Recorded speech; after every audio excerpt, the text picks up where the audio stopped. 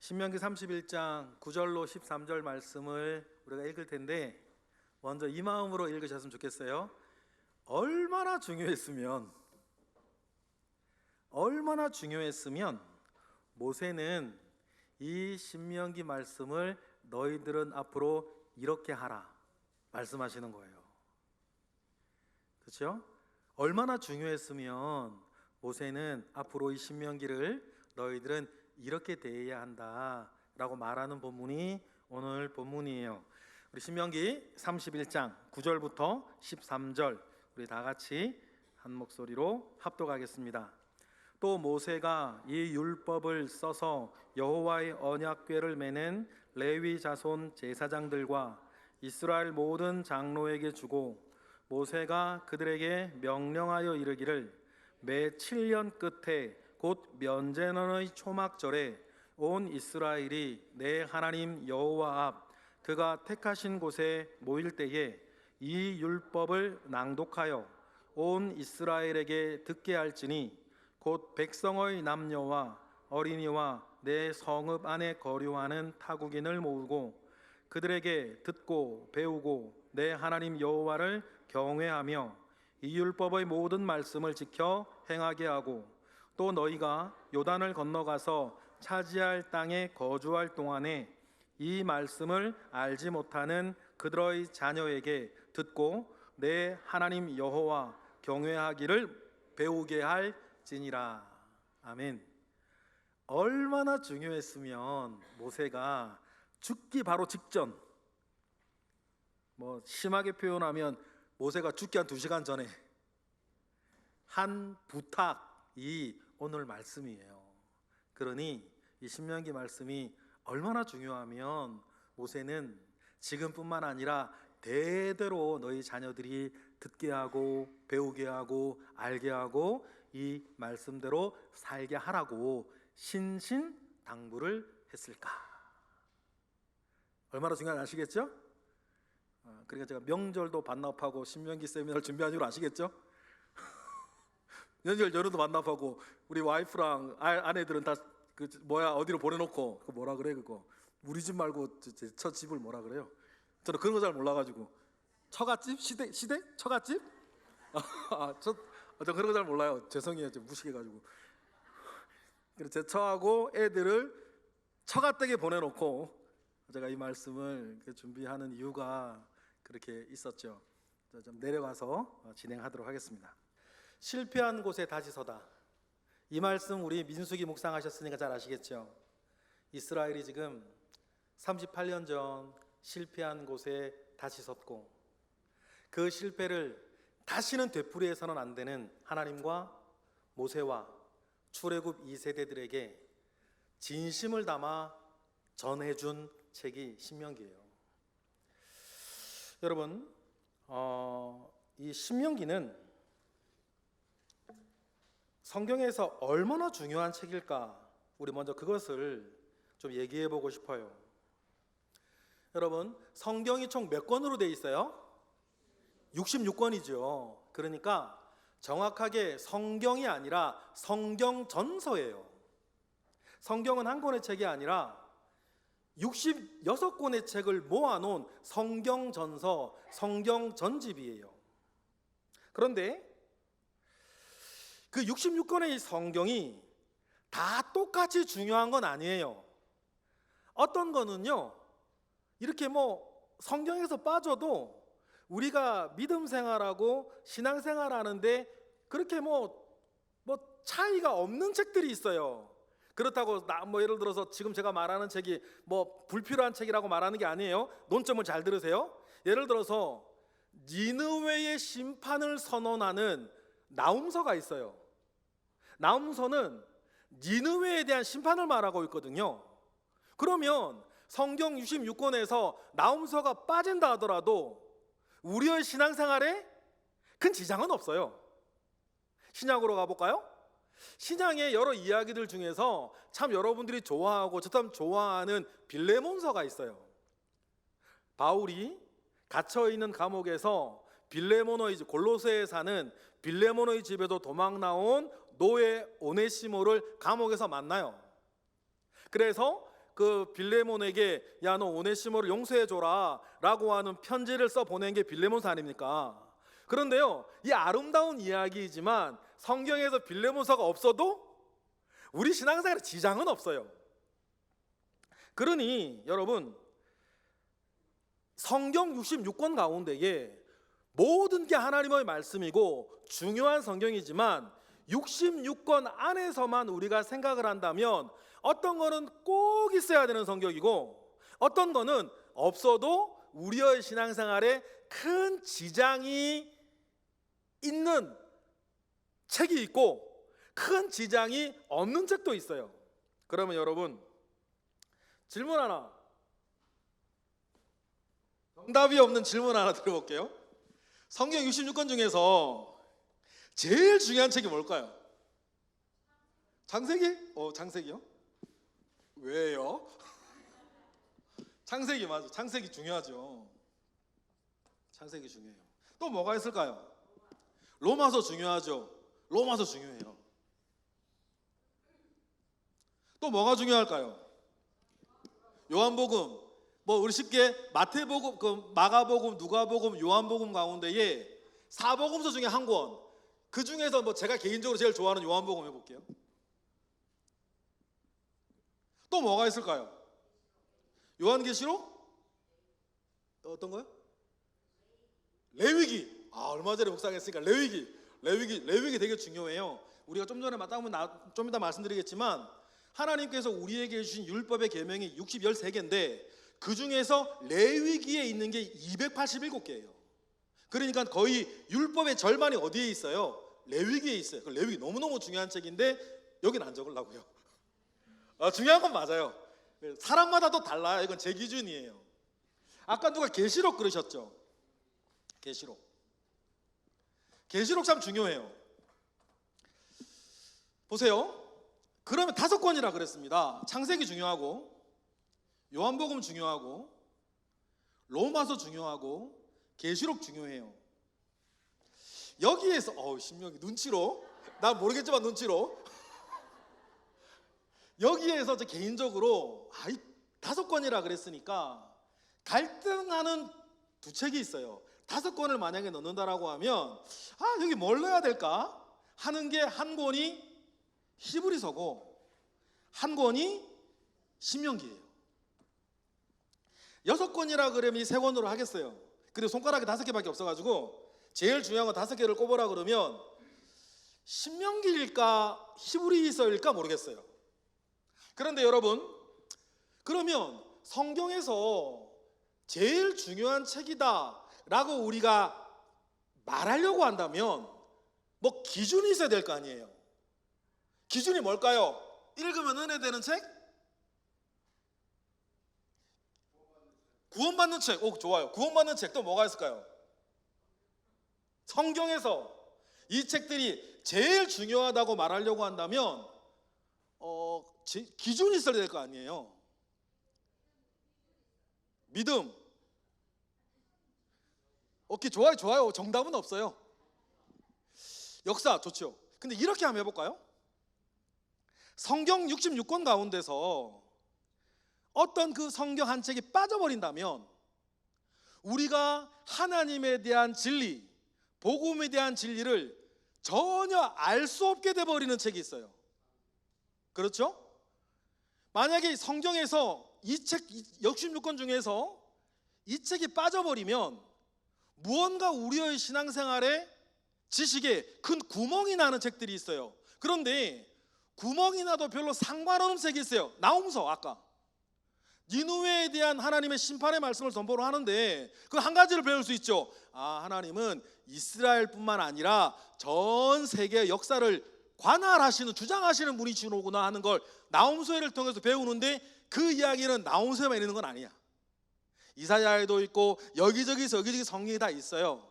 그런데 각 성경 가운데에 이것을 빼버리면 우리가 도무지 알 수 있는 것들이 있어요. 예를 들어 창세기가 우리 성경에서 빠져버려서 우리가 창세기를 전혀 모르는 사람들이라고 하면 우린 뭘 몰라요?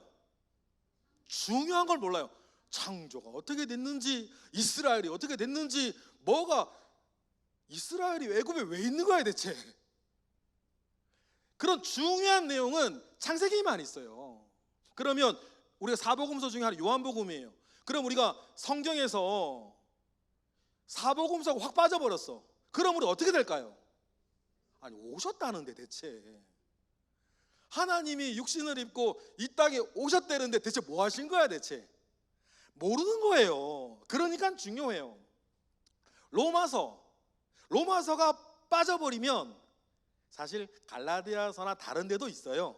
그러나 우리 구원과 복음의 대에 대해서 일목요연하게 가장 잘 복음을 설명하고 있는 책이 뭐예요? 로마서예요. 그래, 로마서가 없으면 과연 십자가의 도가 무엇인지에 대해서 우리 굉장한 논쟁에 들어가야 돼요. 그런데 로마서가 교통정리를 다 해주는 거예요. 계시록이 없으면 어떻게 될까요? So what? 그래서 어떡하라고?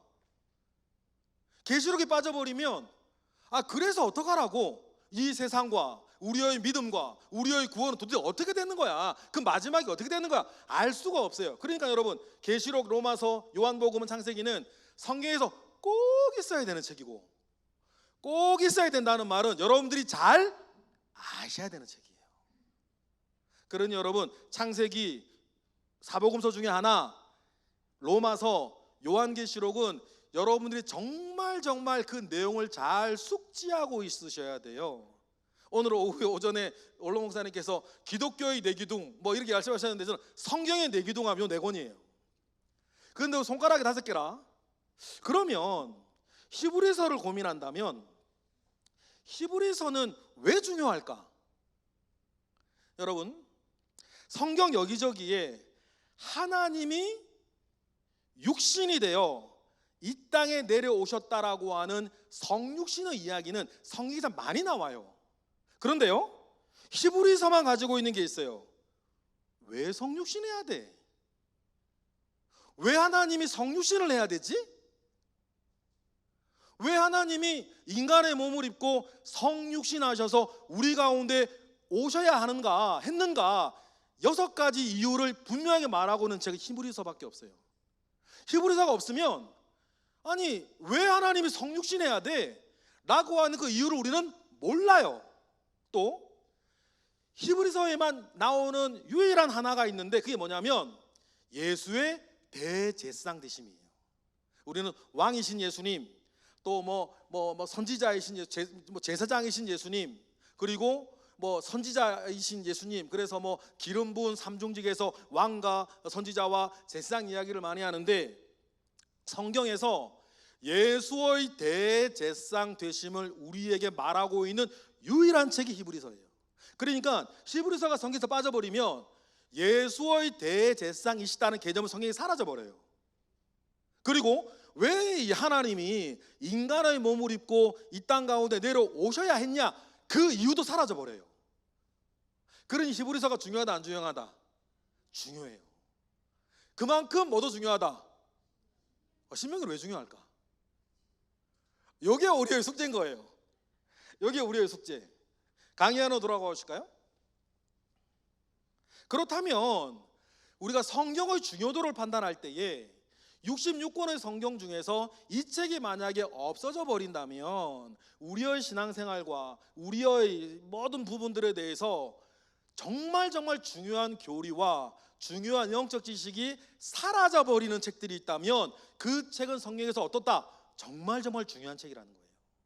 그러면 아까 말씀드렸던 이 히브리서를 포함한 5가지의 책 못지 아니하게 뭐도 중요하다? 신명기도 그만큼 중요해요. 그러면 우리가 생각해 볼 필요가 있겠죠.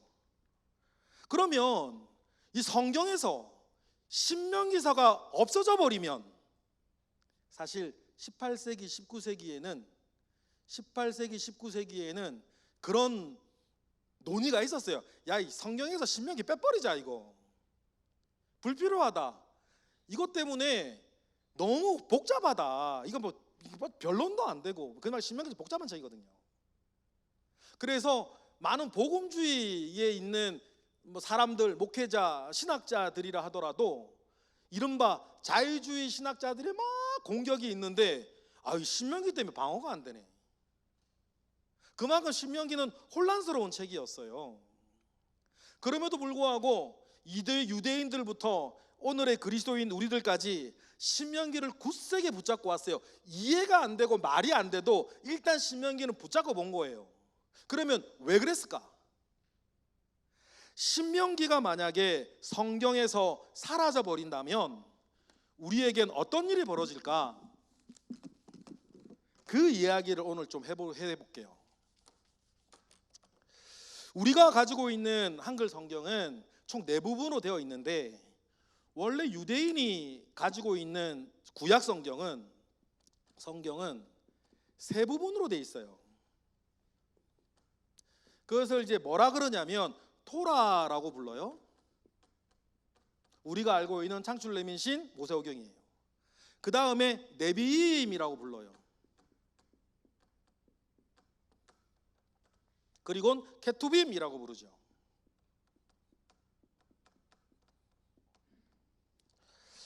유대인들은 성경을 이게 3가지로 구분을 했어요.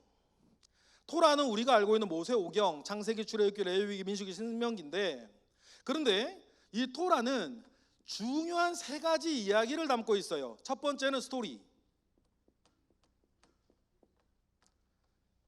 그렇죠? 창세기, 출애굽기에는 많은 이야기들이 있어요. 거기에는 뭐 법이 있는 것도 아니고 어떤 교훈이 있는 것도 아니고 그냥 이야기들이 있어요. 이 이야기들을 통해서 하나님을 알게 하고 아브라함을 알게 하고 이삭을 알게 하고 야곱을 알게 하고 요셉을 알게 하는 우리의 신앙에 매우 중요한 스토리들이 있어요. 그리고는 토라에는 중요한 또 한 가지 요소가 있는데 법이 있어요. 법과 계명. 법과 계명이에요. 총 613개가 있다 그랬죠. 613개의 법과 계명이 있는데 그 중에서 365개는 하지 마라, 부정한 명령. 그 다음에 248개는 해라라고 하는 해야 되는 정언 명령이라 그래요. 그러면 613개의 법과 계명은 정해져 있어요. 여기에는 뭐 이해도 필요 없고 뭐 타협도 필요 없고 그냥 말 그대로 법이에요. 그러면 모세오경에는 613개의 법이 있어요. 그런데 법은 법인데 이런 거 있죠. 내가 이 법을 잘 지키고 있는 건가? 잘 지키고 있지 않은 건가? 이렇게 내가 있으면, 이렇게 살면 하나님의 법 안에 있는 건가? 법 안에 없는 건가? 그거를 설명해 주는 게 있어요. 그걸 교훈이라 그래요. 그러면 토라라고 하는 것은 스토리, 법, 교훈, 이 3가지가 있는 거예요. 그런데 하나님께서는 토라라고 하는 말의 원래 의미가 던져주다라는 뜻이거든요. 법과 계명을 던져줬어요. 그래서 하나님께서 인간에게 던져주신 그것이라 그래서 토라를 번역하기를 가르침이라고 번역을 해요. 그런데 가르침을 던져주셨는데 하나님께서 우리에게 주신 이 가르침을 좀 전에 말씀드렸던 것처럼 내가 잘 그 법을 어떻게 지켜야 되지? 왜 지켜야 되지? 지키면 어떻게 되지? 라고 하는 교훈을 담고 있는데 신명기가 중요한 게 뭐냐면 신명기가 바로 이 교훈의 영역을 담당하고 있어요. 아까 말씀드렸던 것처럼 613개의 율법이 있는데 그 중에서 뭐 280개는 레위기에서 담당하고 그 다음에 출애굽기 조금, 민수기 조금, 또 신명기 조금 있어요.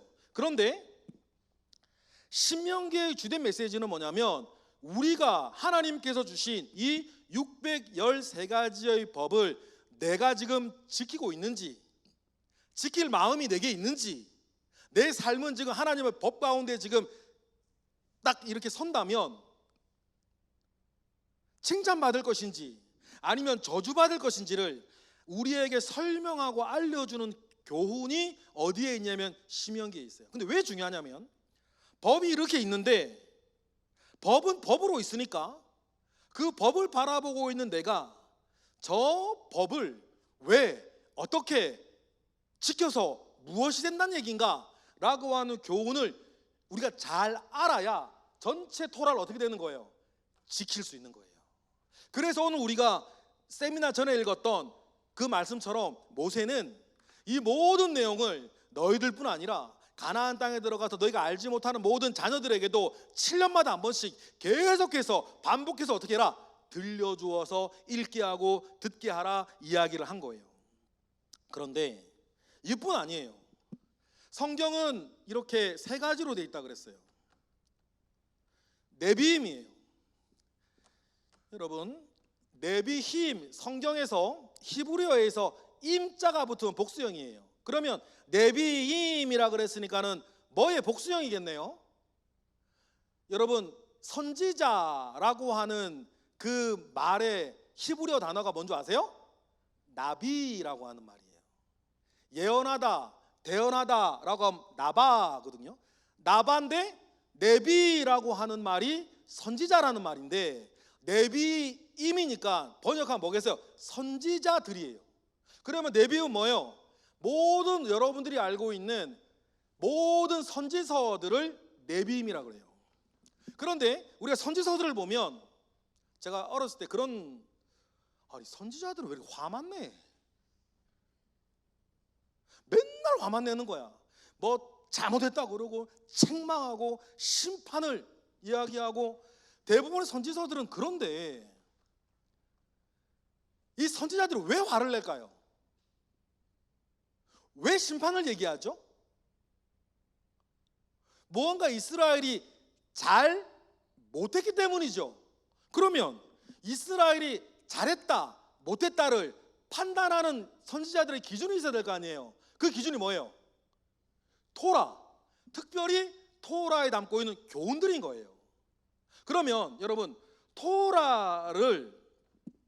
토라에 비추어 봐서 지금 이스라엘의 왕이나 이스라엘의 백성들이 이 토라를 잘 지키고 있는지 잘 지키고 있지 않은지 선지자들은 판단하고, 판단한 내용들을 우리 가운데에서 이사야, 말라기, 여러 선지자들이 막 이야기를 하는데, 이 토라를 모르면 어떻게 되겠어요? 아니 이 사람 왜 이렇게 화를 내? 그냥 봐주지, 좀 가르치지, 좀 기다려주지. 토라, 특별히 신명기를 모르면, 법을 떠받치고 있는 교훈을 모르면, 이 선지서에 나오는 선지자들이 왜 그런 이야기를 하고 그 이야기 때문에 자기의 목숨까지 거는지 우리는 도무지 이해할 수 없게 되는 거예요. 그러니 이 네비임을 알려면 뭐 해석을 받아야 돼요? 토라 해석을 받아야 되는 거예요. 그리고 케투빔이라 그랬습니다. 우리말 따지면 거룩한 문서들이에요. 그럼 케투빔이 뭐냐면, 이 토라를 개인의 삶과 공동체의 삶과 심지어는 국가에 적용했을 때에 나오는 삶의 고백을 모아놓은 게 케투빔이에요. 그래서 여러분 보세요. 그렇다면 토라를 개인의 삶이나 국가의 삶이나 공동체의 삶이나 가정의 삶에 대입하고 적용했을 때 나오는 고백이라고 한다면 케투빔이 뭐가 있어요? 시편. 어떻게 그러면 우리가 이 토라의 가르침을 따라 살아갈 것인가의 지혜, 잠언, 전도서, 욥기까지. 그러면 시편이 왜 그렇게 노래하고 삶과 죽음의 지혜를 성경은 왜 우리에게 그렇게 성문서로 전해주며 욥은 왜 그렇게 칭찬받는 사람이 되었는가를 알게 하는 기준이 뭐예요? 토라인 거예요. 그 다음에 오축이라고 있어요. 오축이 뭐냐면, 오축성경이라 그러는데 5개의 두루마리를 오축성경이라 그러는데, 이스라엘에는 중요한 5가지 절기가 있습니다.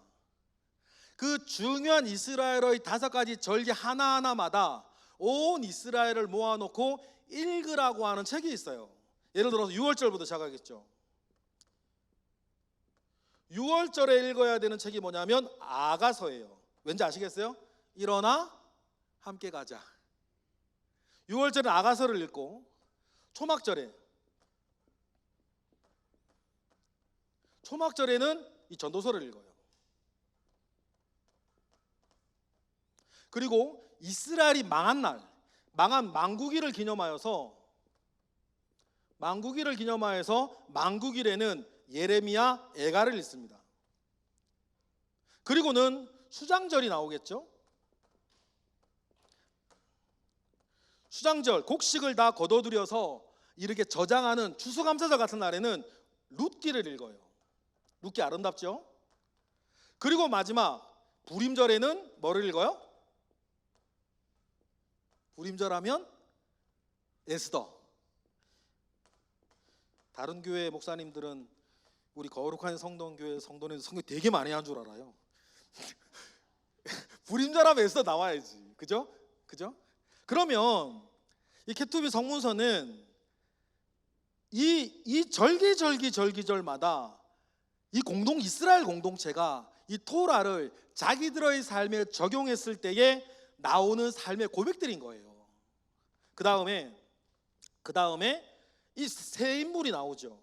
토라를 자기의 삶에 완전히 적용해서 살아간 모델로 세우는 세 사람.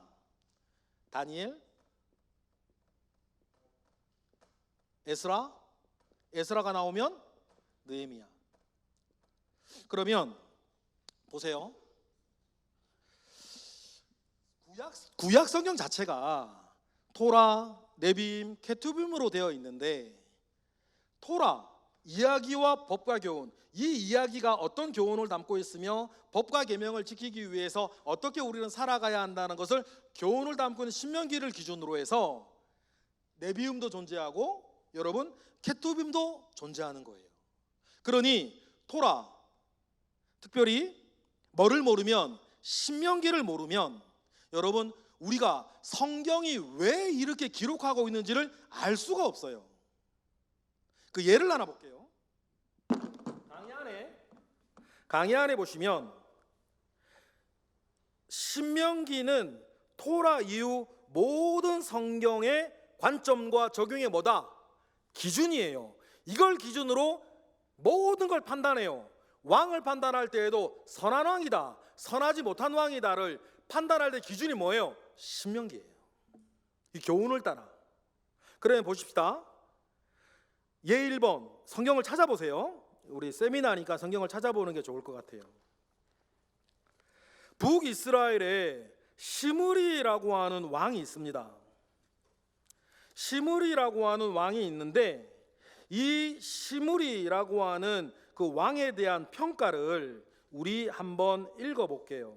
그런데 읽어볼 때 여러분 주의해서 읽어야 되는 게 뭐냐면 북이스라엘 왕이니까 분명히 악한 왕인데 문제는 뭐냐면 이 시므리 왕은 악한 짓을 할 시간도 없었어. 왜요? 왕으로 있던 시간이 일주일밖에 안 돼요. 그런데 성경은 이렇게 이야기를 하는 거예요. 우리 왕상 16장 15절부터 19절 읽어보겠습니다. 다 같이 시작. 유다의 아사 왕 제27년에 시므리가 디르사에서 7일 동안 왕이 되니라.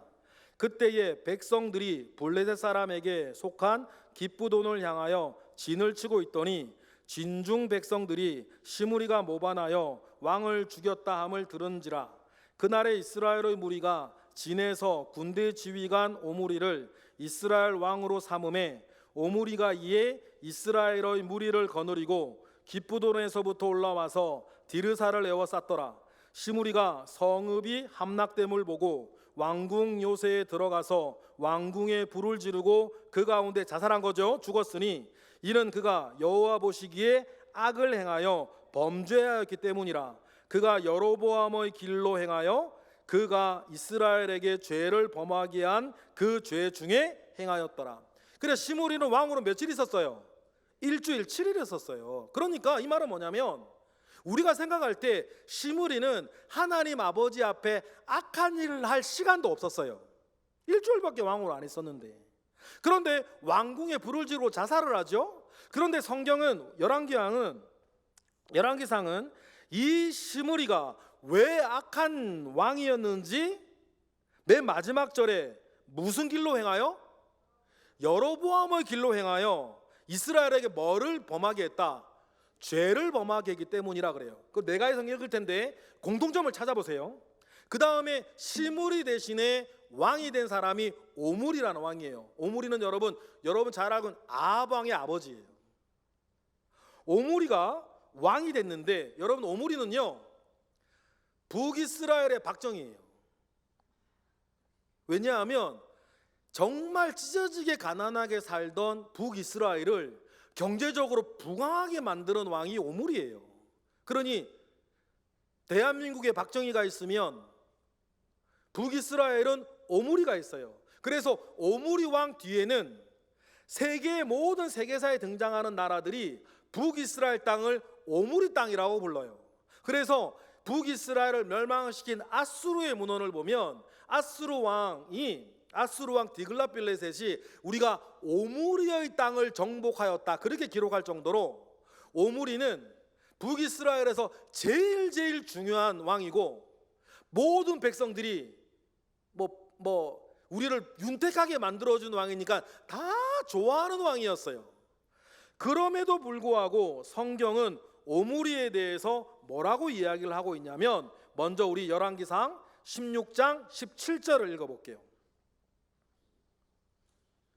열왕기상 16장 17절 다 같이 시작. 오므리가 행한 그 남은 사적과 그가 부린 권세는 이스라엘 왕 역대지략에 기록되지 아니하였느냐라고 하면서 오므리가 가지고 부렸던 권세를 이야기해요. 이 말은 무슨 말이냐면, 좀 전에 말씀드렸던 것처럼 이스라엘을 정말 잘 살게 했던 왕이기 때문이에요.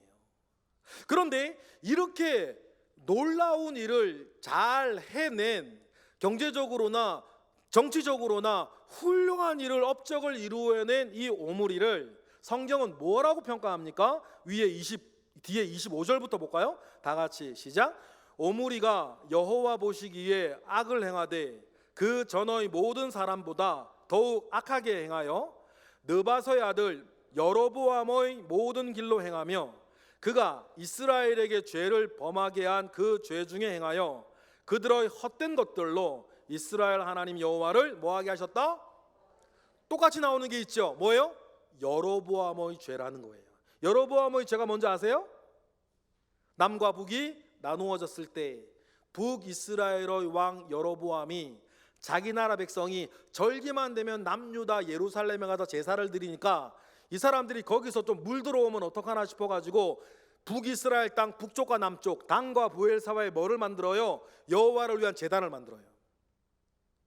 그 뒤로부터 성경은 여호와의 제단 말고 다른 제단을 쌓아서 백성들로 그것이 이름을 여호와라 부른다 하더라도 다른 제단에 가서 제사 지내는 죄를 뭐라고 부르냐면 여로보암의 죄라고 불러요. 그러면 남유다에도 예루살렘 성전에서 제사를 드리지 않고 남유다 사람들도 여기저기에 가서 자기 드리고 싶은 것에서 제사를 드리는 사람들이 있었다 없었다? 남유다에 있었어요. 그 사람들은 어디 가서 드렸어요? 산당 가서 드렸어요. 그러니까 남유다의 왕들을 평가할 때에도 심지어 잘한 왕이라 하더라도 뭐를 패했다 안 패했다, 산당을 패했다 안 패했다로 진짜 선한 왕, 조금 선한 왕, 아니면 형편없는 왕 구분을 해요. 우리 볼까요? 요아스 왕이라는 사람이 있어요. 남유다의 요아스 왕에 대한 평가를 한번 보실래요? 열왕기하 12장 1절부터 3절이에요. 요아스 왕은 하나님 앞에 정직히 행한 왕이라고 되어 있습니다. 정직히 행한 왕임에도 불구하고 참 칭찬하면서 그런데 이거는 아쉽다, 다음과 같이 얘기를 해요. 우리 열왕기하 12장 1절 3절 읽어볼까요? 시작. 예후의 제7년에 요아스가 왕이 되어 예루살렘에서 40년간 통치하니라. 그의 어머니의 이름은 시비아라 브엘세바 사람이더라. 요아스는 제사장 여호야다가 그를 교훈하는 모든 날 동안에는 여호와 보시기에 정직히 행하였으되 다만 산당들을 제거하지 아니하였으므로 백성이 여전히 산당에서 제사하고 분향하게 한 것은 요아스 왕의 뭐다? 아쉬운 점이다, 그 말을 하는 거예요. 그런데 전혀 다른 평가를 받는 왕이 있죠. 이스라엘에 전에도 없었고 후에도 없었다라고 하는 가장 훌륭한 남유다의 왕을 요시야 왕이라 얘기를 하는데, 요시야 왕에 대해서는 좀 전에 이렇게 얘기를 말씀드린 것 이렇게 성경에서 말을 하죠. 열왕기하 23장 25절 다 같이 읽어보겠습니다. 열왕기하 23장 25절 요시야 왕에 대한 평가를 읽어볼게요. 시작. 요시야와 같이 마음을 다하며 뜻을 다하며 힘을 다하여 모세의 모든 율법을 따라 여호와께 돌이킨 왕은 요시야 전에도 없었고 후에도 그와 같은 자가 없었다라 하면서 사람이 받을 수 있는, 왕이 받을 수 있는 최고의 칭찬을 누구에게 해요? 요시야 왕에게 해요. 그런데 요시야는 그러면 뭘 어떻게 했길래 그런 칭찬을 받냐?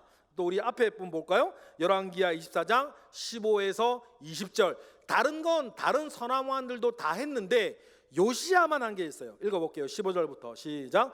또한 이스라엘에게 범죄하게 한 느밧의 아들 여로보암이 베델에 세운 제단과 산당을 왕이 헐고 또 그 산당을 불사르고 빻아서 가루를 만들며 또 아세라 목상을 불살랐더라.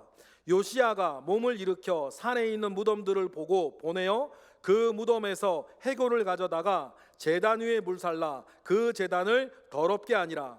이 일이 하나님의 사람이 전하였더니 그 전한 여호와의 말씀대로 되었더라. 요시야가 이르되 내게 보이는 저것은 무슨 비석이냐 하니 성읍 사람들이 그에게 말하되 왕께서 베델의 제단에 대하여 행하신 이 일을 전하러 유다에서 왔던 사람의 사람 묘실이니이다 아니라. 이르되 그대로 두고 그의 뼈를 옮기지 말라 하매 무리가 그의 뼈와 사마리아에서 온 선지자의 뼈는 그대로 두었더라. 전에 이스라엘 여러 왕이 사마리아 각 성읍에 지어서 여호와를 경노하게 한 산당을 요시야가 다 제거하되 베델에서 행한 모든 일들로 행하고 또 거기에 있는 산당의 제사장들을 다 제단 위에서 죽이고 사람의 해골을 제단 위에서 불사르고 예루살렘으로 돌아왔더라. 이게 무슨 내용이냐면 요시야 왕은 자기가 다스리는 남유다뿐 아니라 어디까지 가서 북이스라엘 땅까지 가서 뭐를 다 없애버렸다. 산당을 다 없애버렸다는 거예요. 그러면 요시야 왕이 왜 그렇게 전무후무한 선한 왕이고 정직한 왕이라고 하나님의 칭찬을 듣는지 이유는 아시겠죠?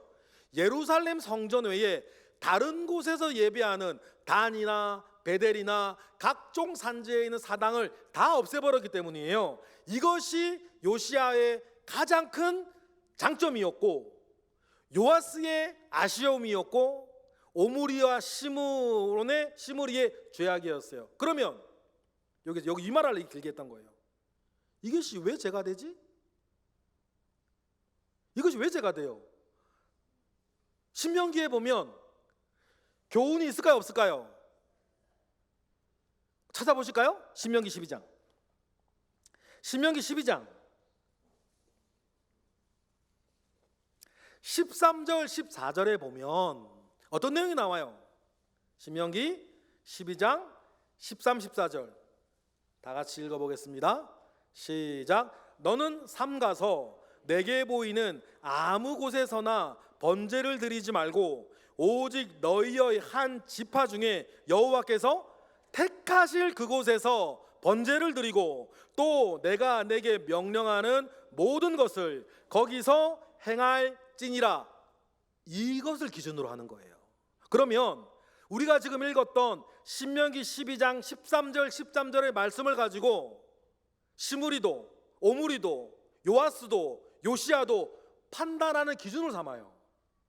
그러면 신명기에 이 왕이 선한 왕이었는지 악한 왕이었는지 백성들이 잘하고 있는지 못하고 있는지 기준을 제시하는 게 이른바 중앙성소법이라고 하는 이 법 하나만 있을까요? 수십 개가 있는 거예요. 그러니 여러분 우리가 신명기가 성경에서 특별히 구약성경에서 왜 중요하냐?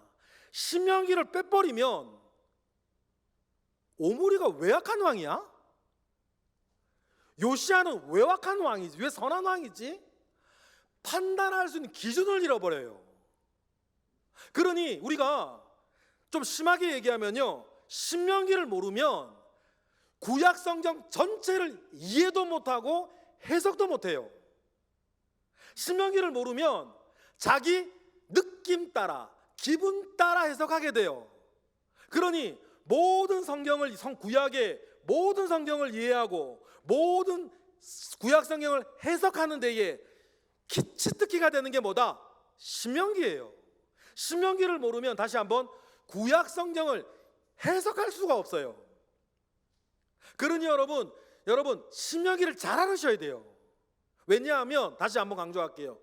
신명기를 모르면 이사야가 왜 그렇게 화를 내는지, 말라기가 왜 이렇게 책망을 하는지, 예레미야는 왜 그렇게 울면서 이야기를 하는지 이해를 못하는 거예요. 왜냐하면 판별의 기준은 뭐가 제공하고 있으니까? 신명기가 제공하고 있으니까. 그러니 여러분, 신명기가 얼마나 어려워지는 줄, 얼마나 중요한 책인 줄 아시겠죠? 그러니 여러분, 신명기 잘 알아야 돼요. 그래서 제가 오늘 이거 하는 거예요. 너무나 중요하니까. 그래서 오늘부터 내일부터 시작하는 신명기서를 우리가 읽을 때에 우리가 신명기가 그만큼 중요한 책이구나 라고 하는 것을 먼저 이해하고 내일부터 신명기 묵상을 시작하셔야 되는 거예요. 신명기를 모르면 뭐가 안 되니까 구약성경 전체가 해석이 안 돼요. 그러면 다음 신명기의 핵심 메시지는 뭘까요? 밑 쭉 있어요. 내가 신명기에 나오는 중요한 메시지들을 제가 네모칸 안에 적어놨습니다. 뭐가 신명기에서 가장 중요한 내용일까요? 여러분 쉬워요. 신명기에서 가장 중요한 내용을 보려면 판단하려면 신명기에서 제일 많이 반복되는 이야기를 보면 돼요. 제가 지금 우리가 세미나 하면서 제가 제일 반복한 말이 뭐예요? 신명기를 모르면 구약성경 전체를 뭐 할 수 없다? 해석할 수 없다. 그 얘기를 제가 10번 정도 했거든요. 10번 정도 한 이유는 뭐예요? 중요하니까. 그런데 그러면 신명기에서도 제일 중요한 내용을 제일 많이 반복을 하겠죠. 뭘까요? 네모칸 안에 중에서. 네, 뭐라고요? 다음 세대를 가르치라. 좋죠. 6번. 또 뭘까요? 악을 제거하라. 9번. 하나님 경외하기를 배우라. 11번. 눈치로 아시겠죠? 점점 뒤로 가겠네요. 그죠? 마음을 지키라. 40번. 하나님의 행하신 일을 기억하라. 15번. 그런데 맨 마지막에 주 너의 하나님, 주 너의 하나님을 섬기라. 몇 번 나올까요? 282번이에요. 월등히 많아요. 주 너의 하나님만을 섬기라. 다른 이게 순서대로 제가 뽑은 거거든요. 이 몇 가지 중에서 어떤 건 6번, 어떤 건 9번, 어떤 건 11번, 제일 많은 것도 40번인데 주 너의 하나님만을 섬기라가 282번이나 나와요. 그러니까 신명기의 핵심 메시지, 가장 중요한 말은 뭐다? 주 너의 하나님을 섬기라. 좀 더 정확하게 주 너의 하나님만을 섬기라. 왜 이게 신명기가 가나안 땅 들어가기 직전에 주신 말씀이잖아요. 여러분 이거 이해하세요? 왜 이 말 이해하실 수 있으시겠어요? 광야보다 가나안이 더 위험하다. 왜요? 그 불편하고 마실 물도 먹을 것도 없는 광야에는 하나님 외엔 바라볼 게 없슈. 그런데 가나안으로 들어가면 논도 사야 하고 밭도 사야 하고 농가밭에 나가 할 일도 많고 집도 지어야 하고 여러 할 일이 많아요. 그러니 강조하는 게 뭐예요? 그 모든 일들, 먹고 사는 일들로 시작해서 성공하고 성적받고 좋은 데 취직하고 막 그 모든 일들이 있지만 그 모든 일들 가운데에서도 뭐해라? 주 너의 하나님만 사랑해라. 그런데 가나안 땅은 주 너의 하나님만을 사랑하기에는 더 위험한 땅이에요. 뭐가 많으니까? 유혹이 많으니까, 할 거리가 많으니까. 바로 3, 40년 전에 여러분들 보세요. 교회 외엔 갈 데가 없네. 옥수동 교회 외엔 갈 데가 없어. 그래서 밥만 먹으면 교회에 와서 이세종 장로님 막 혼내도 도망갔다가 다시 오고, 이세종 장로님이 특히 겨울에 석유 아끼려고 청년들 학생들 교회 옹기종기 모여가지고 군밤 구워 먹고 있으면 그렇게 혼을 내면 쫓아내셨다는데, 쫓아내면 뭐해? 가시면 다시 오는데. 왜 그래요? 교회는 갈 데가 없거든. 마치 광야처럼. 그런데요, 지금 보세요. 교회에 할 게 너무 많아. 놀러 갈 때도 많고, 먹으러 갈 때도 많고, 여행 갈 때도 많고, 해외보다 더 좋은 국내는 너무 많고, 핸드폰 하나만 가지고 있어도 일주일 내내 심심하지를 않고, 이 유튜브는 말이야, 내가 좋아하는 것만 골라다 띄워주고 화면에. 세상이 살기 좋아지니까 하나님만을 섬기며 살기는 더 어려워져요. 그게 지금 가나안 땅으로 들어가는 이스라엘 백성들이 당할 위험인 거예요. 그러니 하나님과 모세는 그 어떤 것보다도 주 너의 하나님만을 섬기라는 이야기를 핵심 메시지로 있고, 주 너의 하나님을 섬기기 위한 마음과 태도와 삶의 원칙들은 어떤 것들이라는 것을 저기 교훈 속에 다 담아서 우리에게 마치 종합 선물 세트처럼 주고 있어요. 그러면 다시 4번에, 그러면 이 신명기는 구약 성경에서만 중요한 책일까? 그렇지 않아요. 신약 성경에서도 신명기는 너무너무 중요해요. 여러분, 신약 성경에 몇 권 있습니까? 27권이 있죠. 그런데 구약의 모든 내용, 성경책 39권 중에서 신약에서 제일 많이 인용되어지는 책이 뭘까요? 묻지도 않아도 아시죠? 신명기예요. 무려 신약 성경에서 신명기를 몇 번을 인용을 하냐면 80번을 인용해요. 그러면 여러분, 최소한 신명기를 모르면 신약 성경 80군데는 해석을 못해요. 신약 성경 27권 중에서 6권을 제외하고는 전부 신명기를 인용해요. 신명기를 인용 안 하는 독한 책들이 6개가 있는데, 요한복음, 골로새서, 데살로니가전서, 디모데후서, 베드로전후서예요. 이 책들을 제외하고는 21권의 책이 뭐를 인용하고 있어요? 신명기를 인용해요. 그러면 좀 과장하면 신명기를 모르면 신약 성경 27권 중에서 몇 권을 이해할 수 없다. 완전히 21권을 이해할 수 없어요. 그러니 여러분, 신명기가 얼마나 중요한 책이겠어요. 그리고 예수님도 신명기를 너무너무 사랑하셨어요. 요즘 이런 말이 있더만요. 조선 제1검 한동훈? 들어보셨어요? 뭐 이런 얘기가 있더만, 대한민국 조선 제1검은 한동훈이다. 그만 칼싸움 잘한다는 건데. 그런데요, 예수님에게도 구약 제1검이 있었어요. 정말 중요하고 정말 위급할 때 하나님이 꺼내 쓰는 제1검 뭐예요? 신명기였어요. 예를 들어 우리 광야 한번 보실래요? 광야에서 주님이 광야에서 40일 금식 기도를 하시고, 누가 시험하러 옵니까? 마귀가 시험하러 와요. 네가 하나님의 아들이거든 이 돌들을 들어 떡이 되게 해서 먹으라 라고 하였을 때에 주님이 그때 마귀를 대적하기 위해서 제1검을 꺼내시죠. 뭐예요? 신명기였어요. 성경 찾아보실래요? 마태복음 4장 4절.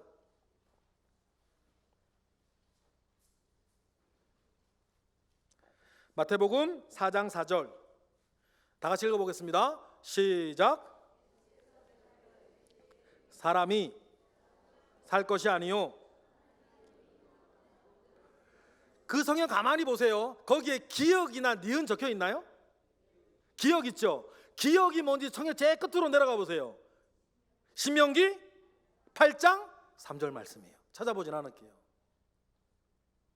사람이 떡으로만 살 것이 아니요 하나님의 모든 입으로 나오는 말씀으로 살 것이니라 라고 하는 그 말씀을 마귀가 처음으로 자기를 시험하러 올 때에 주님이 조선제일검이 아니라 뭐요? 성경제일검으로 딱 꺼내가지고 말씀의 검으로 사단을 내리치실 때 그 말씀도 신명기였어요. 두 번째, 마태복음 4장 7절에 높은 성전으로 올라가가지고 뛰어내려 봐라. 그러면 사람들이 깜짝 놀라서 하나님이 더 잘 되지 않겠냐라고 하면서 시편 말씀을 가지고 거짓되게 사단이 예수님을 유혹해요. 시험하죠. 예수님이 신명기의 말씀으로 자기를 대적하니까 옳거는 네가 성경을 이용해서 나를 대적한다고 나도 성경으로 이야기하지라고 해서 시편을 가지고 주님을 야 이건 하나님의 말씀이잖아. 그러니까 성전 꼭대기에서 하나님의 말씀대로 뛰어내려봐 라고 성경으로 사단이 유혹할 때도 주님 뭐라 그러세요? 마태복음 4장 7절 읽어볼까요? 다 같이 시작. 하나님을 시험하지 말라. 거기에 뭐라고 적혀 있어요? 디귿 있나요? 리을돼 있나요? 쭉 내려가 보세요. 이게 뭐다? 신명기 6장 16절이에요. 사탄이 잘못된 성경을 가지고 예수님을 시험에 들려고 했을 때 주님 뭐를 꺼내셨다? 신명기를 꺼내셔서 그 모든 사단의 유혹을 물리치셨다. 마지막 세 번째, 사단이 예수님을 높은 산으로 데려가 가지고 마치 알렉산더 대왕처럼 이 땅의 모든 권세를 다 정복하게 해주겠다라고 유혹을 했을 때 주님 뭐라 그러세요? 마태복음 4장 10절 찾아볼게요. 다 같이 시작.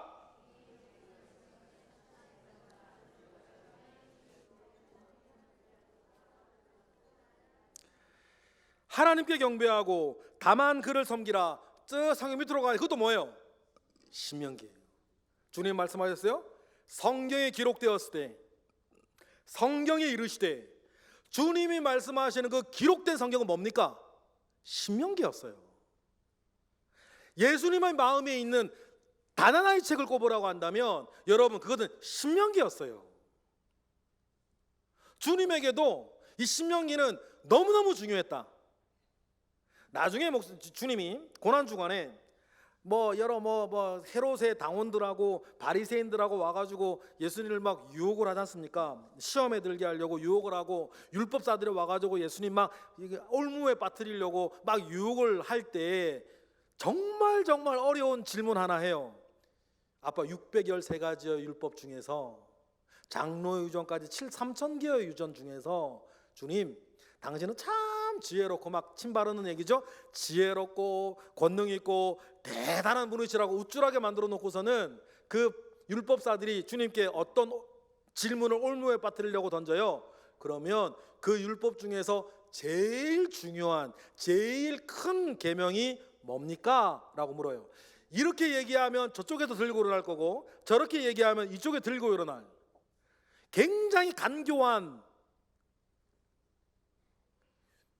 질문을 예수님을 위험에 빠뜨리려고 질문을 해요. 그때 예수님께서도 또 예수님 성경 제1권 뭐예요? 신명기를 꺼내세요. 우리 읽어볼까요?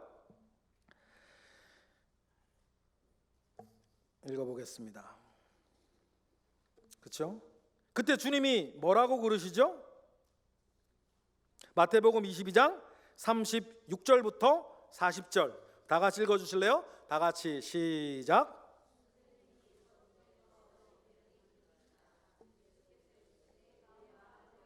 내 마음을 다하고 목숨을 다하고 뜻을 다하여 주 너의 하나님을 사라. 이것이 첫째 되는 계명이라 그랬어요. 이 말씀 여러분 성경 밑에 찾아가 보세요. 어디 있어요? 신명기 6장 5절이에요. 여러분 이 외에도 많아요. 제가 그래서 이번 세미나를 준비를 하면서 뭘 말해야 될까를 걱정한 게 아니라 한 시간에 뭘 줄여서 뭘 얘기해야 되지 싶을 정도로 이런 것들이 너무 많은 거예요. 그래, 한 가지만 기억하십시다. 와, 신명기 중요한 책이구나. 구약을 이해하는데도, 신약을 이해하는데도, 심지어는 예수님의 모든 말씀을 이해하는데도 신명기는 너무너무 중요한 말씀이다 라고 하는 것을 여러분 꼭 기억하셨으면 좋겠어요.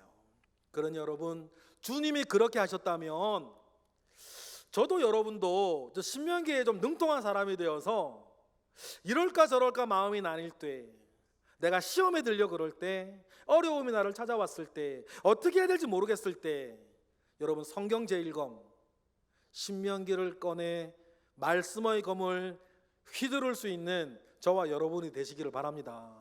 주님이 그렇게 하셨고, 신명기를 모르면 구약이냐 신약이나 이해를 할 수가 없어요. 그만큼 신명기는 중요하니 우리가 앞서 이야기한 것처럼 모세도 7년마다 이 말씀을 모르는 자녀들이 있다면 계속 읽게 하고 듣게 하고 알게 하고 배우게 하라 말씀하신 것 아니겠어요? 그런데 여러분, 제가 세미나 초장에 드렸던 말씀 있으셨어요? 기억나세요?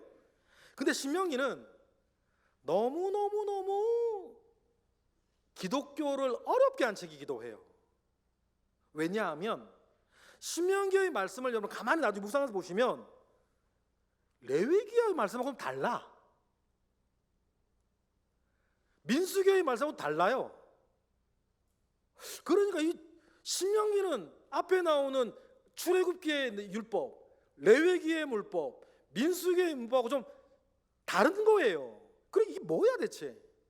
그리고 신명기는 구조도 이상해서 이 말했다가 저 말했다가 여기 갔다가 저기 갔다가, 야, 이 신명기는 모세가 쓴 게 아닌 것 같다. 모세가 썼으면 모세 죽는 이야기가 신명기에 왜 있냐? 죽어서 귀신한테 썼나? 라고 하면서 신명기는 모세가 쓴 것도 아니고 신명기는 나중에 어떤 사람이 썼을 거야 라고 사는 그런 많은 논쟁이 있었고, 신명기는 성경 아니다 이거. 그냥 짜투리 여러 가지 이야기들을 모아놓은 책이다 라고 하는 이야기가 18세기, 19세기, 1954년까지 그랬어요. 그런데 그 이야기들에 대해서 교회가 대답을 못했어요. 왜냐, 진짜니까.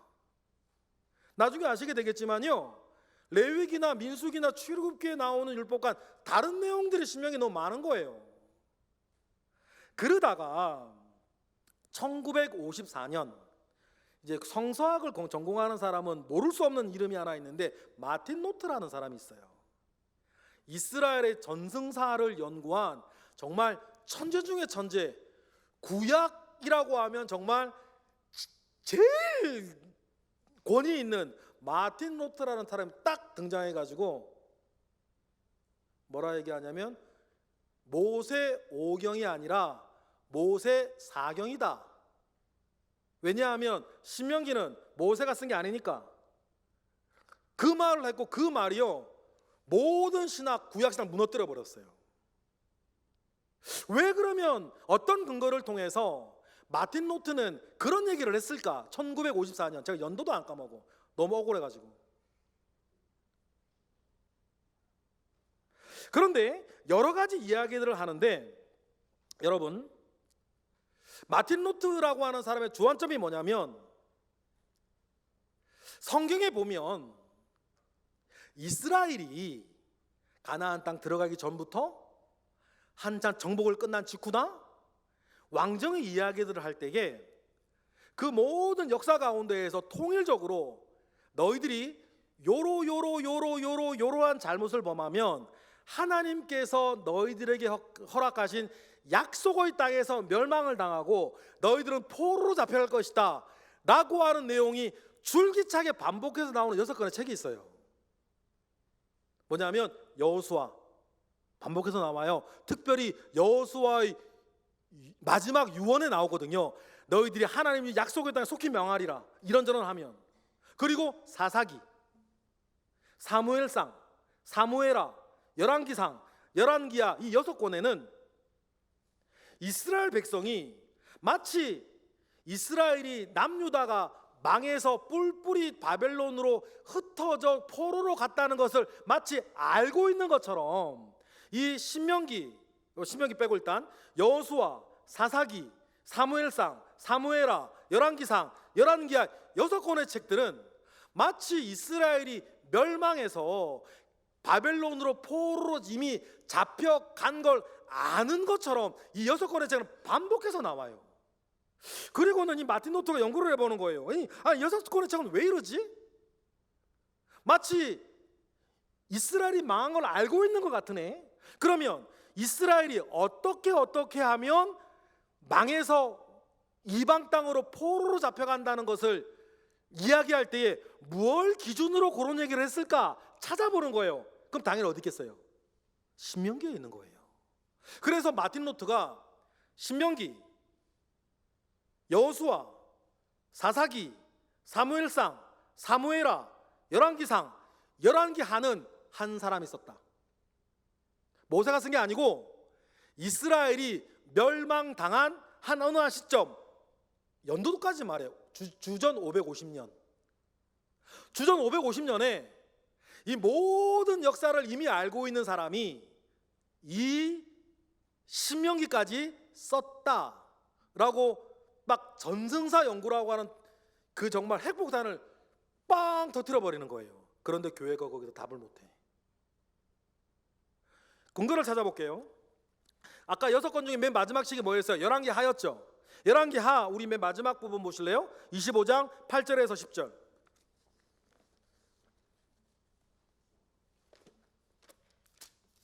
열왕기하 25장 8절에서 열왕기하 25장 8절에서 10절이 보면 어떤 내용이 나오냐면 1절만 읽어볼까요? 8절만 읽어볼까요? 시작. 바벨론 왕 느부갓네살의 19째 해 5월 7일에 바벨론 왕의 신복 시위대장 느부사라단이 예루살렘에 이르러 9절 여호와의 성전과 왕궁을 불사르고 예루살렘의 모든 집을 귀인의 집까지 불살랐으며 시위대장에 속한 갈대아 온 군대가 예루살렘 주위의 성벽을 헐었으며 성중에 남아있는 백성과 바벨론 왕에게 항복한 자들과 무리 중 남아있는 자는 시위대장 느부사라단이 모두 사로잡아가고 이쪽 내용이 나와요. 남유다가 완전히 멸망하는 장면이죠. 그럼 맨 마지막 성경을 펴서 열왕기하의 마지막을 보세요. 27절에 보면 유다의 왕 여호야긴이 사로잡혀간 지 37년 곧 바벨론 왕 에월 무로닥이 지휘한 원년 12월 그달에 27일에 유다의 왕 여호야긴이 옥에서 내놓아 그 머리를 들게 하고 다른 모든 사람들보다 선대했다라는 얘기가 나와요. 그러니까 열왕기하를 쓴 사람은 이스라엘이 멸망하는 거는 썼어요. 그런데 멸망당해서 포로로 잡혀간 여호야긴 왕이 나중에는 감옥에 나와서 좋은 대우를 받았다까지예요. 그런데요, 성경 이스라엘 역사를 열왕기상, 열왕기하 또 있고 뭐도 있어요? 역대상하고 역대하도 있다고. 그 역대하 맨 마지막으로 가볼까요? 역대하 36장. 성경을 보면 여러분 역대하 36장 9절의 제목을 보면 여호야긴이 또 나오죠. 그죠? 그러니까 마지막 이스라엘이 망한 때를 이야기를 해요. 그런데 역대하 36장 마지막 22절에 보니까 여러분도 잘 알고 있는 이스라엘이 멸망당한 뒤에 70년 뒤에 어떤 일이 벌어져요? 이사야가 예언한 것처럼 고레스라는 왕이 나타나서 포로로 잡혀있는 이스라엘 백성들 어디로 가게 한다? 예루살렘으로 되돌아가게 했다는 이야기가 나와요. 역대하 우리 36장 22절부터 읽어볼까요? 시작. 바사의 고레스 왕 원년에 여호와께서 예레미야 입으로 하신 말씀을 이루시려고 여호와께서 바사의 고레스 왕의 마음을 감동시키심에 그가 온 나라에 공포도 하고 조소도 내려 이르되 바사 왕 고레스가 이같이 말하노니 하늘의 신 여호와께서 세상 만국을 내게 주셨고 나에게 명령하여 유다 예루살렘에 성전을 건축하라 하셨나니 너희 중에 그의 백성된 자는 다 올라갈지어다. 너희 하나님 여호와께서 함께 하시기를 원하노라 하였더라. 그럼 보세요. 이스라엘의 역사를 똑같이 열왕기 상하서를 쓴 사람이 있었고 역대 상하서를 쓴 사람이 있어요. 그런데요, 두 사람은 결정적인 차이점이 있어요. 열왕기 상하서를 쓴 사람은 고레스의 칙령을 알아요, 몰라요? 몰라요. 그런데 역대 상하서를 쓴 사람은 고레스의 칙령을 알아요. 그러면 이게 왜 중요하냐면 고레스의 칙령을 모르는 사람은 정말 중요한 문제를 해결해야 돼요. 그 뭐냐면 이스라엘은 왜 망했을까? 하나님께서 다윗에게 영원할 거라고 이야기했던 다윗의 왕조가 망해버리고 말았는데 이스라엘이 왜 망했냐? 그 이유를 포로로 잡혀가 있는 망한 이스라엘 사람들한테 설명을 해줘야 되잖아요. 이 설명이 안 되면 뭐가 돼요? 여호와 신앙은 무너져 내리는 거예요. 그래서 마틴 루터가 생각하는 거예요. 망한 이스라엘에게 이스라엘이 왜 망했는지를 주전 550년, 그러니까 모세보다 1000년 뒤의 사람이 이스라엘이 왜 망했는지를 설명해 주려고 나중에 쓴 책이 뭐다? 신명기란 거예요. 그래서 아까 말한 여호수아, 신명기를 포함해서 이제는 신명기, 여호수아, 사무엘상하, 열왕기 상하서를 신명기 사관이라 그래요. 신명기의 말씀에 준해서 이스라엘이 뭐 할 수밖에 없었다, 망할 수밖에 없었다라는 것을 설명해 주는 거예요. 그러니 기독교가 이 말에 대답을 못하는 거예요. 진짜네? 이게 너무나 분명하게 여호수아서에도 사사기에도 사무엘상에도 사무엘하에도 열왕기상에도 열왕기하에도 그 내용이 너무너무 자주 나오니까 이거 맞나 보다. 그래서 모세 5경이 아니라 모세 4경이라고 불러야 되나라고 할 때 하나님 또 일을 하시네. 똑같은 1954년 중요한 논문 하나가 발표가 돼요. 맨데놀이라고 하는 사람이 중요한 논문 하나를 발표를 하는데 성경에는 헷족속이라고 나오는 히타이트와 관련된 고문서 4개를 연구한 발표를 해요. 히타이트는 어디 있냐면 모세와 모세 앞에 500년 동안 세계 근동을 주름잡던 민족이에요. 성경에는 헷족속이라고 나와요. 히타이트가 그 고대 근동을 장악한 이유는 크게 두 가지였는데 최초로 인류상 철기를 무기화한 민족이고 그때까지는 민족들이 다른 사람들이 농사 짓다가 전쟁 나면 전쟁에 출전했는데 히타이트는 처음부터 정규군을 두고 있었어요. 그러니까 다른 민족에서 농사 짓고 있을 때 히타이트의 군인들은 뭐만 해요? 칼싸움만 하는 거예요. 그래서 전쟁부터 누가 이겨? 무기도 처리겠다. 하루 종일 밥만 먹고 칼싸움 연습만 했겠다. 그래서 히타이트가 고대 근동을 완전히 장악해버리는 사건이 모세 500년 전부터 모세 때까지 이어져요. 그러면 히타이트가 다른 민족을 정복을 했을 때 어떻게 하겠어요? 이제 너희들을 정복한 왕으로서 너희와 나이는 군신관계를 맺어야 한다라고 해서 피정복민들에게 굴종의 조약을 맺는데 그게 그 유명한 히타이트 종주권 조약이라 그래요. 그 4개 문서를 맨데놀이라는 사람이 역시 1954년 발표를 딱 하는데 그 문서를 보고 이게 남의 사주는 밥이 맛있다고 성경학자가 아니고 고고학자가 히타이트의 종주권 조약 4개 문서를 딱 발표를 하니까 구약의 성서학자들이 깜짝 놀란 거예요.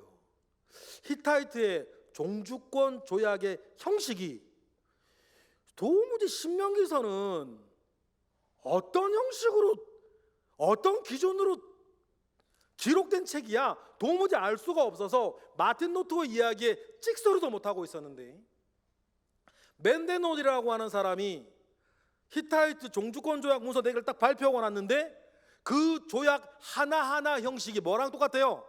신명기랑 똑같은 거예요. 서원, 역사서설, 우리가 여기까지 왔는지, 그리고 정복사, 그리고 내가 너희들에게 약속하는 것, 너희들이 내 말을 잘 지키면 지기에 너희들이 나한테 순종해야 하는 것, 하늘의 증인들, 이런 형식들이 신명기와 너무나 똑같은 거예요. 그런데 만약에 신명기를 주전 550년에 어떤 신명기 역사가가 썼다면 그 사람은 고고하게 발전되기 전이라 뭐를 몰라요? 히타이트 종주권 조약, 그 사람 몰라요. 히타이트 종주권 조약이 발표가 된 게 1954년이었거든요. 그러면 1954년 이전 사람들은 히타이트 종주권 조약이라는 것이 있는지도 몰랐어. 그런데 히타이트 종주권 조약이 딱 발표나고 나니까 이거는 주전 550년대 사람이 쓸 수 있는 게 아닌 거예요. 그 형식을 그 사람들은 너무 오래된 거라 몰랐으니까. 그러면서 어떻게 돼요? 신명기가 다시 모세오경으로 부각되기 시작하는 거예요. 그래서 하나님께서 이 중요한 성경을, 신명기를 다시 우리 가운데에 되돌려 주셨어요. 그래서 만약에 마틴 노트의 주장처럼 성경에서 신명기가 사라져 버렸다면 어떻게 됐을까요? 우리는 구약을 이해 못해요. 최소 신약의 80군데 크게 신약 성경 21권을 우리는 이해를 못하게 되는데, 이 맨데놀이라고 하는 사람이 발표한 고고학자예요. 고고학자가 발표한 이 논문 내편으로 신명기가 자기 자리를 찾은 거예요. 저는 하나님이 하신 일이라고 봐요. 하나님이 이 일을 하시지 아니하셨으면 신명기는 우리 가운데에 정말 저 끝에 밀쳐진 책이 됐을 거고, 그랬으면 우리는 구약의 내용이나 신약의 내용이 도대체 왜 이렇게 판단이 되어지고 판결이 되어지고 심판이 되어지는지 우리는 정말 몰랐을 거예요.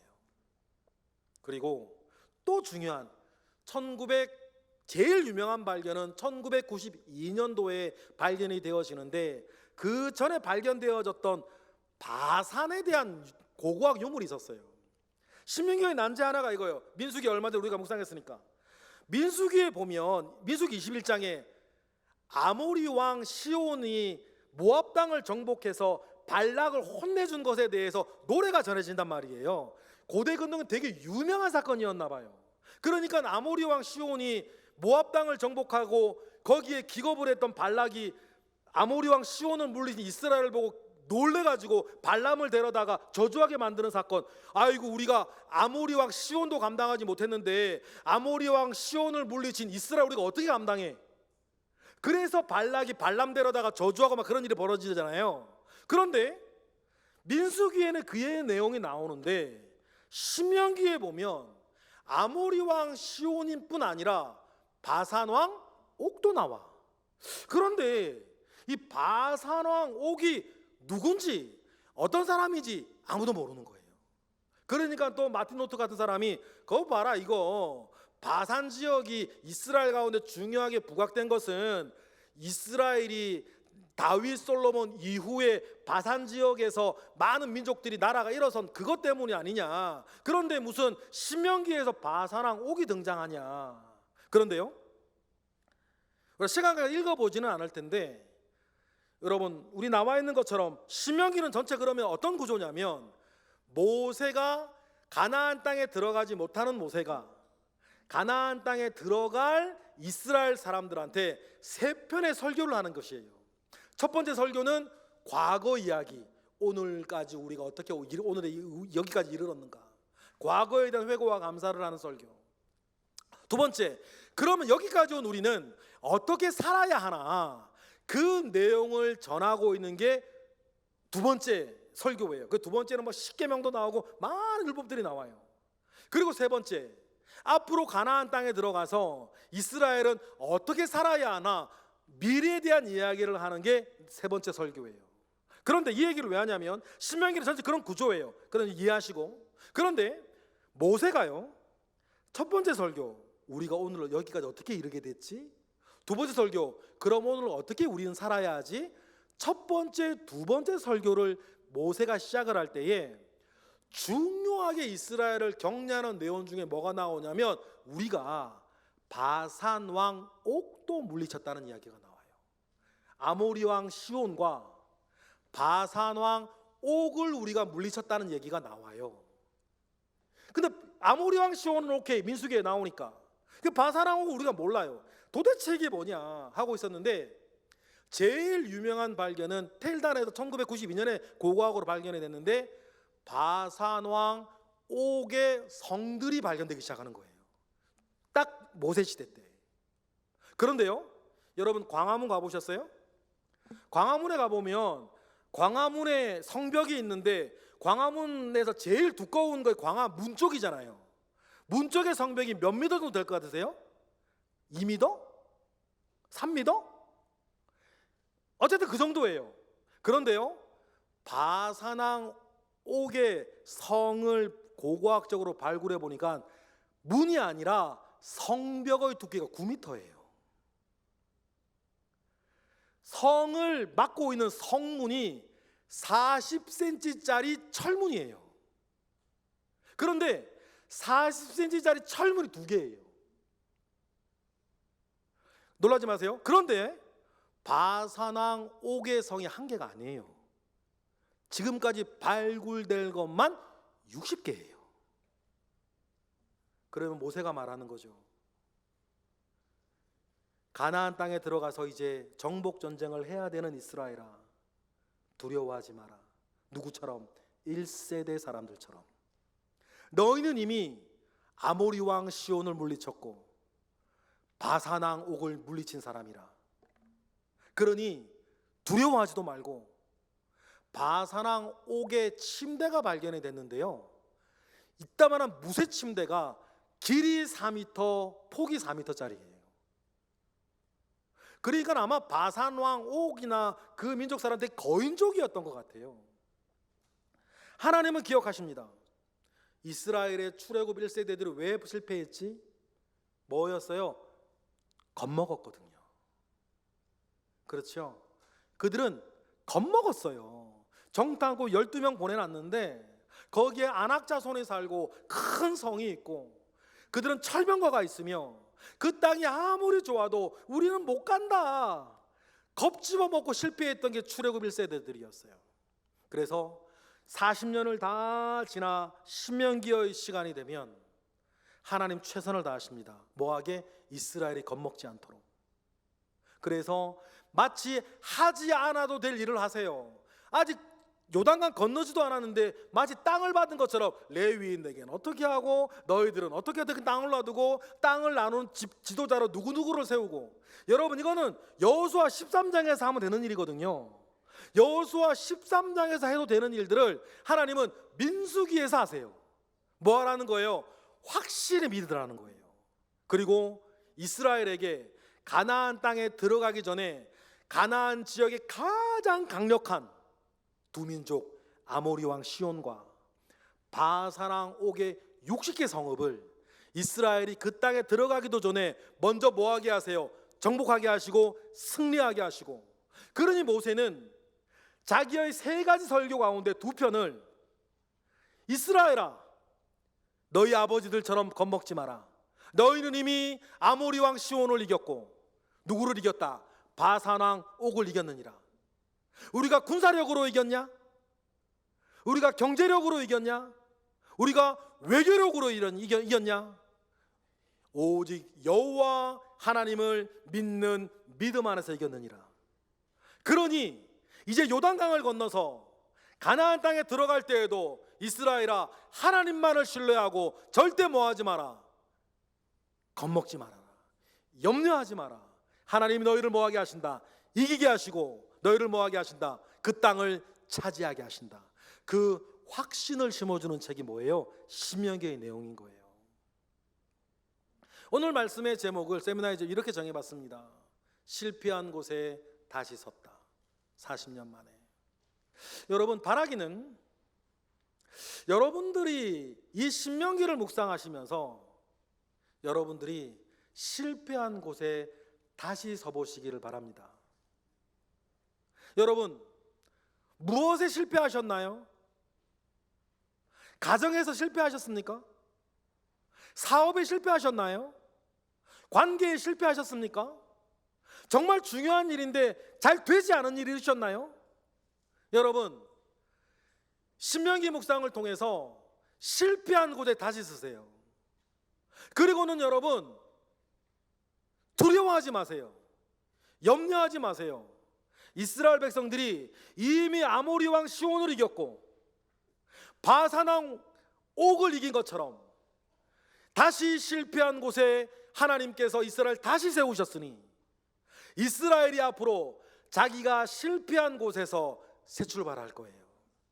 그리고 그 이스라엘의 뒤를 따라 여러분의 모든 생활 가운데에 실패한 곳에 다시 서서 어떻게 하면 내가 다시 생각하고 다시 고백하여서 내가 실패한 곳에서 다시 시작하고 다시 출발할 은혜를 얻을 것인가?